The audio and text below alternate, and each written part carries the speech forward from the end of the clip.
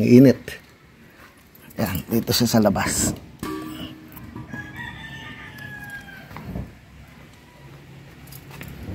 So tingnan natin mga ka-vloggers ha. Siguradong tataas yan kasi naiinitan na yung tangke. Mga ka-vloggers, welcome po sa akin channel. Sana'y magustuhan po ninyo yung video na ito. Paki-like, share, and subscribe na lang po mga ka-vloggers. Eto na naman po ang aking pinakabagong vlog. Hello mga ka-vloggers! Welcome po sa aking channel, ang Ferdy's Vlog. Mga ka-vloggers, eto, nakasalamin ako ngayon. Okay na po yung mata natin mga ka-vloggers. Bumalik na siya sa dati. Nilalagyan ko lang ng protection kasi medyo sariwa pa siguro yung tinamaan dito eh. At isa pa nga pala, pakita ko lang sa inyo ha. Ito kasi nakadisgrasya sa akin eh. Diba? Pinakita ko na po sa inyo yan. So, ito po kasi yan. Yung aking panghangin ng ano. At bumili na ako ng bagong pangkarga ng hangin. Ayan o. Maganda na siya. Salamat sa Lazada ulit. Kasi itong dati parang zinc. Zinc to, hindi aluminum kasi nabasag lang ng ganyan, no? No, walang kwenta. So, tumama sa mata ko yung nasa loob nito, mga ka-vloggers eh. Buti ngayon, ito, siguro naman matibay na to, oh. Mukhang tanso. At naglalak ng maganda. Pinalitan ko na po, ha? So, ganun talaga. At least, kayo mga ka-vloggers, kung sakaling bibili kayo ng ganito, siguruhin ninyo maganda yung ganito, metal or tanso, kasi napakadelikado, naghihiwalay siya eh. So sinare ko lang sa inyo. At mga ka-vloggers, salamat din pala po sa mga ka-vlogger natin dyan nag-message sa akin nung nakita nga nila yung nangyari sa mata ko, mga nag-comment, nag-worry. Salamat po ng maraming sa inyo. Lalo na yung isang panatiko natin dyan, si Sir. Shoutout sa iyo ha. Emmanuel Sionco. Siya ang unang nag-message sa akin. Salamat po ng marami sa iyo. At shoutout ko din pala mga ka-vloggers. Sandali lang po ha. Ito. Sabi po ng itong ka-vlogger natin. Basahin niyo po sandali oh. Bago ko simulan yung topic natin ha. Sabi niya sa akin, kahit pa ulit-ulit po sir, do sa vlog ko na huli, na may tama nga yung mata ko na, sabi ko ulitin ko lang yung malamig lang pagka umaga at gabi, no? Sa tanghali, wala na. Kahit pa ulit-ulit po sir, hindi ako magsasawang manood sa inyo. Mayroon na din akong gamit po para iwas gastos. Po sa labor. Pa-shoutout po. Don's Kitan. Shoutout sa iyo ha. Don's Kitan Hauling Services. Shoutout po mga ka-vloggers. At meron pang isa. Ito naman. Nag-message din siya. Salamat sir. Kahapon daw. Kahapon ikaw topic namin ng mga tropa ko na may L300. Mga taga Bulacan kami. Mga taga Bulacan, mga ka-vloggers ha. Shoutout po sa inyo si Sir Jesse Matuginas 671. Pasensya na kayo, maingay yung tricycle. At Sir Jesse Matuginas 671. O yun, ka-vlogger, shoutout po sa inyo. At isa pa nga pala, mga nagpapa-shoutout ng mga subscriber natin, yung Jollibee Crew dyan po sa SM Central sa Olongapo. So, mag-ingat kayong lahat dyan mga ka-vloggers. So, ano bang topic natin mga ka-vloggers? Naisip ko kasing gawin tong topic na to kasi di ba lagi ko po sinasabi sa inyo tungkol sa high pressure. Mamaya nakakargahan kayo ng mga recovered na refrigerant. Paano nyo naman malalaman kung recovered? Dahil yung tangke sarado. Hindi nyo naman makikita yung loob kung marumi. So, hindi nyo rin alam ang pressure.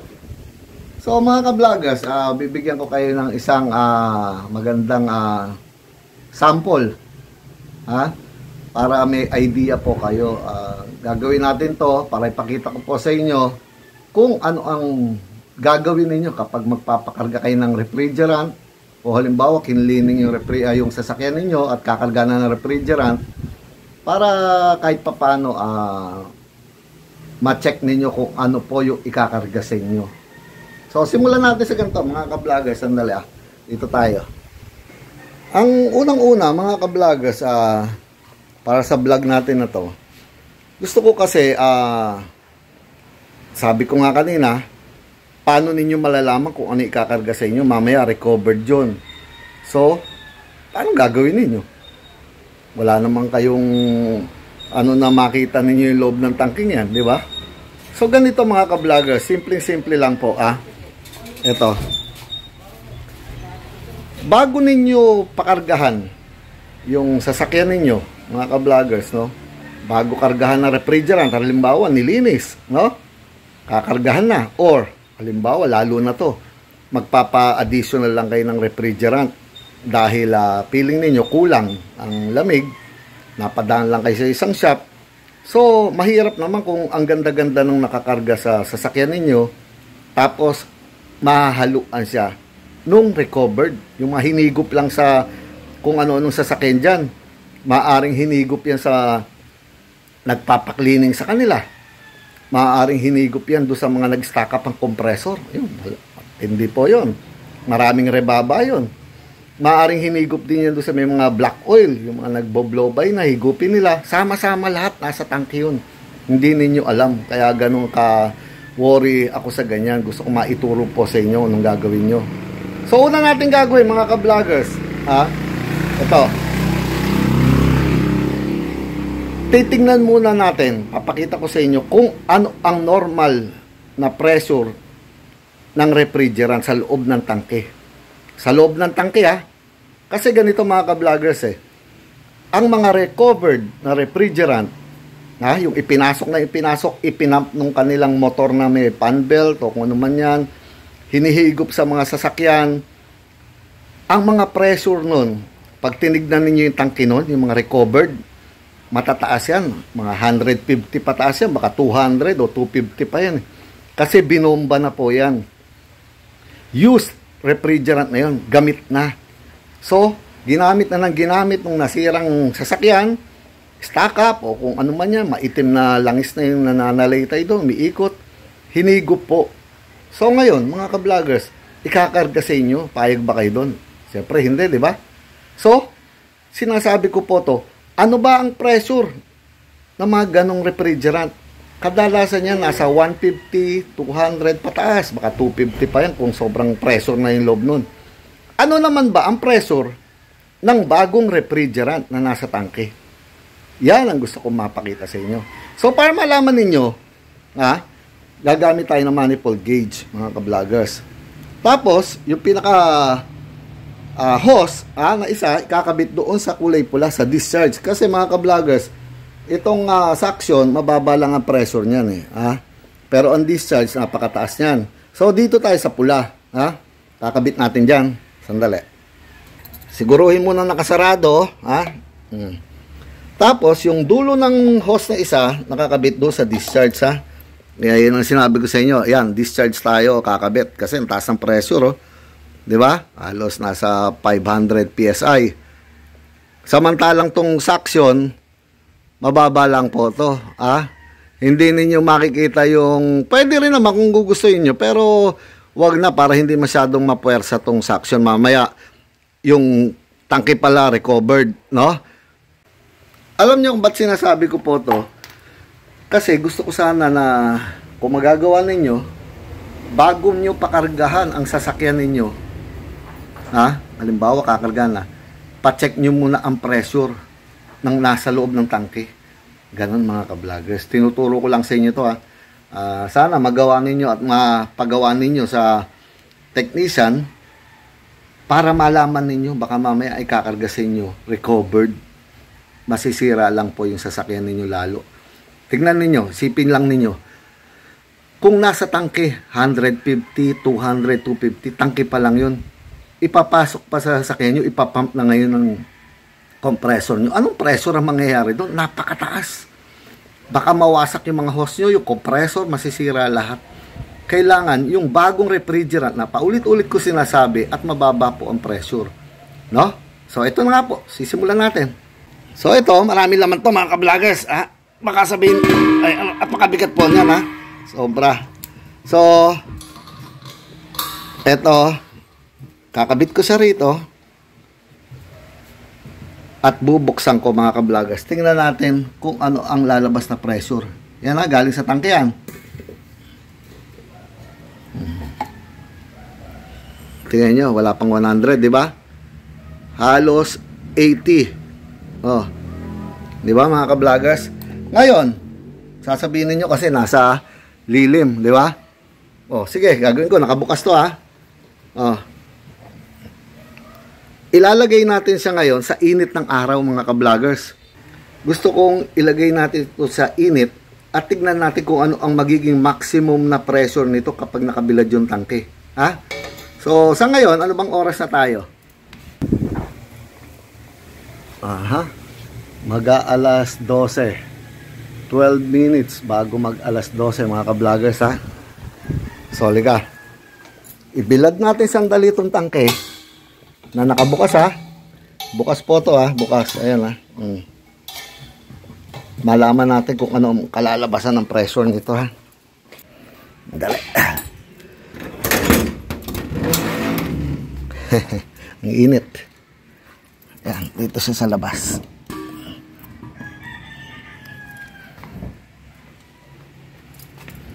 So, tingnan natin mga ka-vloggers ha.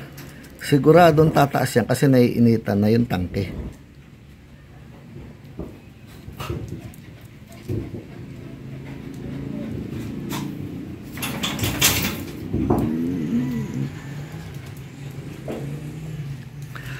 Bukas to ha.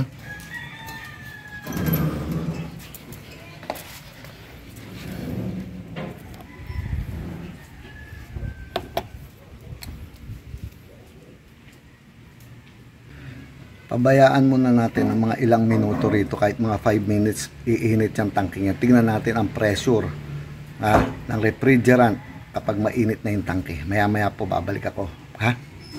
Mga ka-vloggers, mahalaga kasi talaga na alam ninyo kung ano ang pressure talaga ng tangke na ipapasok sa sasakyan ninyo. Kaya ako lang ginagawa tong vlog na to ha. So nakaupo lang ako rito. Yung tangke natin nando sa labas, ayun. Binibilad ko siya. At tingnan na natin, baka pwede na yun. Oras na ba? Kaya na, halos 5 minuto na rin siya halos na nakabilad doon. So, tingnan na natin mga ka-vloggers kung ano ang pressure niya ngayon dito. Ha? Bibigyan ko lang kayo ng idea na baka sabihin nasa lilim lang kasi itong tangkin to. Kaya ganun ha. Sandali. Tingnan nyo mga ka-vloggers. Tumaas siya konting-konti lang. Pero hindi pa siya umabot ng 100. Ha? Sabihin nang ibibilad nyo yan hanggang mamaya. Siguro baka abot lang yan mga 100 o 110. Ganun lang ha. Ayan, mainit na yung tangke, oh. Ha? Mainit na yan. Pasok ko na nga. Ayan, oh. Sarado ko muna. Sarado ko maigi. So, ito. Hindi siya umabot ng 100. Halos 100. Sabihin nyo na. Dahil mainit pa yung tangke niyan. Ayan, oh. Mainit na mainit.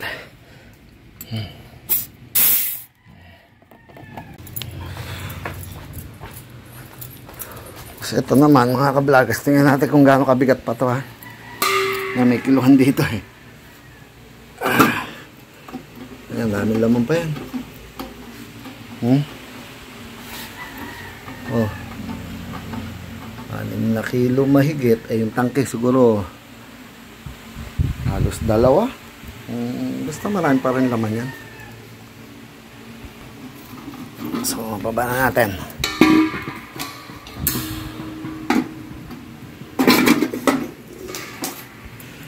So, yun nga mga ka-vloggers. Ginawa ko lang yung vlog na to para pakita sa inyo kung ano ang pressure ng refrigerant. Habang nakabilad siya sa init ng araw, nasa loob ng tangke. So, hindi siya umabot ng 100. So, ano po bang ibig sabihin nun?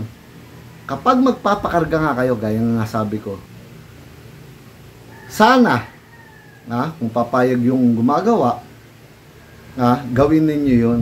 Pakabit ninyo doon sa discharge yung hose. Pa-check nyo muna yung tangke. Tingnan muna rin ninyo kung may laman. Baka mamaya walang kalaman-laman pala yung tangke kakarga sa inyo. Tapos, ipakabit ninyo yung, buksan yung tangke. Tignan ninyo ang pressure. Dahil kung recovered po yun, aabot po ng mga 150 PSI, minsan 200 pataas pa. Pag ipinump na ng makina ninyo, pag pumasok sa sasakyan ninyo yun, pinump na, pinaikot na po ng compressor nyo, takaw, putok po yung linya nyo. Sobrang high pressure. Kahit na halimbawa, papakarga lang kayo, additional, huwag kayong magtitiwala na basta-basta lang ipapasok yung tangke, mga ka-vloggers. Napakahalaga po na itong sinasabi ko sa inyo to. Pa-check lang muna ninyo. Wala mang mawawala eh. Kung ayaw i-check baka mamaya refrigerant na yun recovered pala yun. Magduda na kayo. Siyempre, kung walang ginagawang masama ang shop o technician, kabit. Pag nakita ninyong ganyan lang palang pressure, mababa lang yan. Pag nasa lilim lang yan, siyempre hindi naman lang bibilad yung tangke nila eh. Katulad kanina, wala pa yatang 80 yun. Nasabihin nyo ng 80, 80 PSI. Pag pinasok yun, okay lang yun. Low pressure lang po. Pero pagka umabot ng mga 150, 200, huwag nyo ipapakarga. Sasabog po yung linya ninyo at hindi lalamig. Ginawa ko lang po itong vlog na to. Dahil naisip ko, hindi ko pa talaga nagawa rin to. At napakahalaga po niyan. Lalo na sa inyong mga ka-vlogger na wala kayo naiintindihan tungkol sa car aircon. Sana magawa po ninyo. Bago ikarga, pa-check nyo muna yung pressure. At least, kampante kayo na mababa ang pressure ng refrigerant na ipapasok sa inyo. So, sana'y naintindihan po ninyo. Sana'y magawa ninyo mga ka-vloggers. Napakahalaga po niyan. At sana'y gawin din ng mga technician para i-prove nila na wala silang ginagawang masama. Diba? So, ano pa po ba sasabihin ko mga ka-vloggers? Eto na naman po ang pinakabagong edition ng aking vlog. Paalam mga ka-vloggers. Paalam. Ingat po kayo. Salamat po sa inyo.